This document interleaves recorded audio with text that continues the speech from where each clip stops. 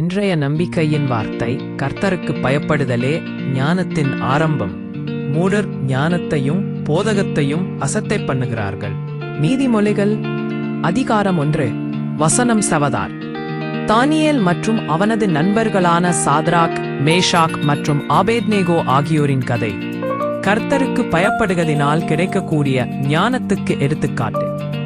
நேபுகதநேச்சார் ராஜா தனது உணவு மற்றும் திராட்சரசத்தை அவர்களுக்கு கொடுக்கும்படி கட்டளையின் பட்டம் கடலிலிருந்து அவர்கள் உணவு உண்பது என்பதால் அந்த உணவை தவிர்க்க முடிவு செய்தனர்.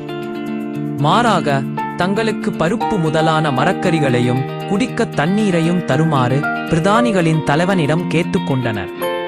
இதை புசித்தாலும் கர்த்தர் தங்களுக்கு ஆரோக்கியத்தையும் ஞானத்தையும் தருவார் என்று நம்பி இந்த உணவை கேட்டுக்கொண்டனர்.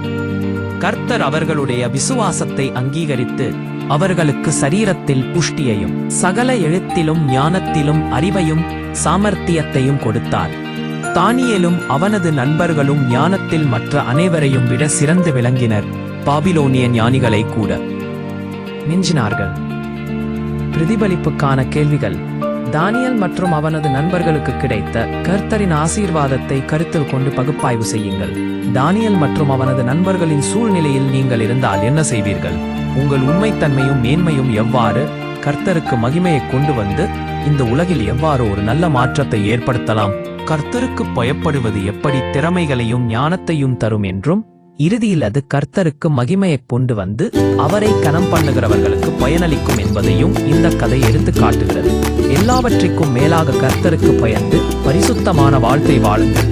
நீங்கள் நிச்சயமாக ஆசீர்வதிக்கப்படுவீர்கள். ஜெபம். கர்த்தராகிய இயேசுவே, என் வாழ்க்கையின் எல்லாவற்றிலும் உமது கட்டளைகளுக்கு பயந்து நடக்க எனக்கு உதவி செய்யும். ஆமென்.